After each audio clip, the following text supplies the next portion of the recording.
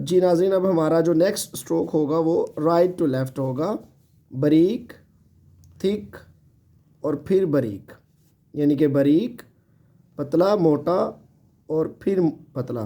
اس سے کیا ہوتا ہے کہ پہلے باریک نوک چلتی ہوتی ہے اور آگے دونوں ایجز پھر جب آپ مارکر کی لگاتے ہیں پیج کو تو پھر باریک اور موٹا اور پھر باریک ہونا شروع ہو جاتا ہے، باریک، موٹا اور باریک۔ اس کی پریکٹس اگر آپ کر لیتے ہو تو بہت جلد آپ مارکر پر اپنا کنٹرول لے آتے ہیں، اور مارکر پر کنٹرول سے مراد ہے کہ آپ کی فلیکسیبلٹی ہاتھ میں آنا شروع ہو جاتی ہے۔ آئیے ہم اگلا سٹروک سمجھتے ہیں، جیسا کہ باریک، موٹا، پھر باریک، پھر موٹا۔